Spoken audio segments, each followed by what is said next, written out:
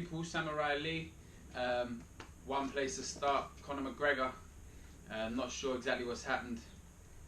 Obviously, he's tweeted that he's retired. Whether that's true or not remains to be seen. What we do know is Dana White has pulled him from the UFC 200 card as he's refused to attend his promo and commercials and so on in Las Vegas. He said he chose to stay in Iceland and train.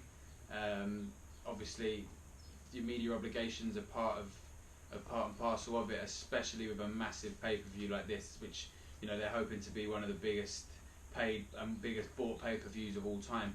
So he knows, Conor knows and is very well aware and very well versed in it, in the promo side of things, and he's very good at it.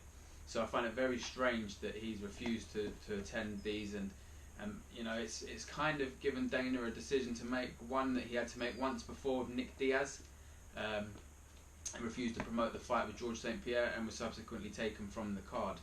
So I understand Dana's point. You can't not do the media obligations, especially for a pay-per-view of this magnitude. They invest money in the promotional side, and Conor can simply not, he simply can't not go. It's part of his job. So it's a very strange, very, very weird situation. Whether or not he's retired, I don't know. It could all be resolved. It could all be sorted out. It may be down to money. There's talk going around that he wants a bigger slice of the pie than currently being offered. Bearing in mind he's coming off a loss. He's effectively challenging Diaz, although Diaz doesn't have a title. He's the one that wanted and pushed for the rematch. As Dos Anjos is now back fit. He could have challenged Dos Anjos for the lightweight title. Dos Anjos is fighting 2 days earlier, but he was adamant he wanted the Diaz fight. But he has to do the promo for it. So if he's not going to, I don't think Dana White has a choice. There's lots of talk about the fact that there's been a death lately in MMA, and it was someone that was fairly close to Conor, and he released a statement on that, and it wasn't a good time to be a fighter and so on. That may or may not have an impact on it. We won't know until more details come out. I, for one, hope it's resolved. Not so much for this event, this fight. I'm not even, as I mentioned a few weeks ago, it's not a fight I'm particularly overwhelmed by. It's one that he wanted and pushed for and was given.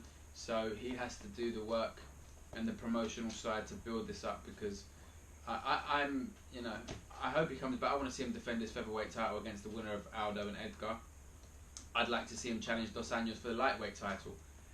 So hopefully they can come to some sort of compromise that gets him back fighting for the UFC, because he's brought a lot of new fans to the sport, and he's also brought some excitement to the divisions. So I, for one, hope he's back soon. Saturday night, UFC Tampa. Rashad Evans knocked out by Glover Teixeira, which, it looked like a big shot. Whether or not Rashad can come back from this or not is another thing.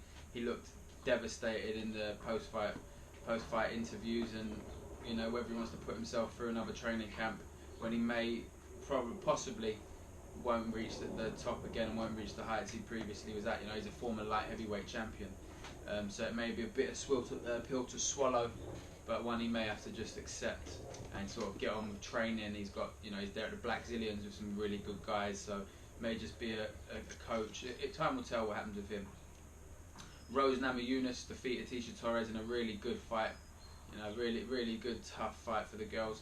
And Rose now, I'd imagine, will challenge Joanna Jędrzejczyk for her strawweight title after she fights Claudia Gadelha, which I see her coming through quite comfortably.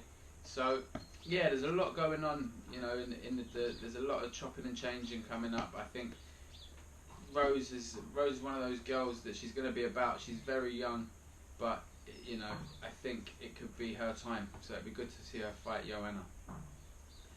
Cub Swanson got back to winning ways, as did Michael Chiesa. Khabib Nurmagomedov looked good. We know he's had the 2 year out of the cage, so out of the octagon, I should say. So it was good to see them all get back to winning ways. I was very impressed with them. My most impressive fighter on the night was John Dodson, up at bantamweight.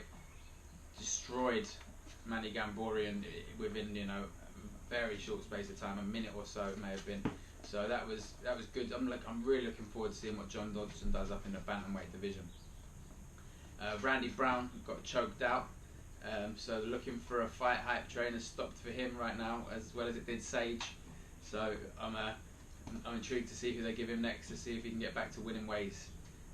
I'll be doing another video later this week to build up to UFC 197, John Jones against Ovince St. Preux.